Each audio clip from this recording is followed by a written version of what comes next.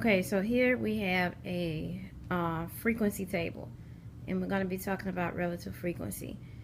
I surveyed male and females, and I asked them what type of candy they preferred.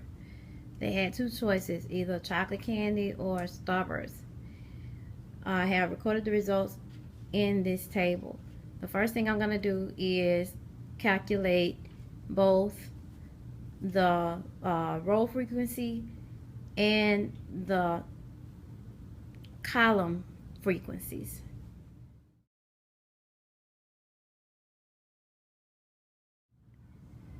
Okay, so now I have my marginal frequencies. I am going to calculate the relative frequency for each male and female for each category. And then we're going to talk about the difference between relative frequency and conditional frequency. So what I'm going to do is take that first male, which is chocolate candy and males, that joint where it says chocolate candy and males is 10. So I am going to write the frequency as 10 over 40 because that was 10 out of 40 males. I'm also going to calculate the relative frequency, which is the totals at the bottom of each row. Okay, I have calculated the conditional relative frequencies as well as the relative frequency of the table.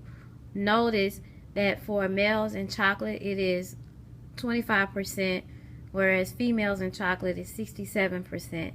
That is quite a gap in the preferences of male and females when it comes to chocolate candy. The same thing can be said for Starburst. 75% of males prefer Starburst, whereas 33% of females prefer Starburst. That is a large gap as well. So because there is a large gap between the rows, we can conclude that there is an association between which candy males and females prefer. Had the gaps not been as wide, then we could not say that there is an association. Okay, another question that is often asked when it comes to relative frequency tables is whether or not you think a cause and effect situation exists. Just because the data shows an association between the rows and columns does not mean that a cause and effect situation exists. So we can't really say that just because a person is a male, it causes them to prefer Starburst. You can observe an association, but you can't say that a cause and effect situation exists.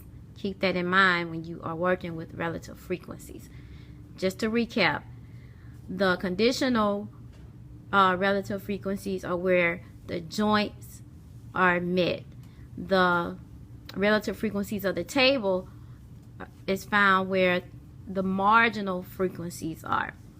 An association can be implied if there is a consistent difference, a consistent large difference, or a consistent noticeable difference between each row.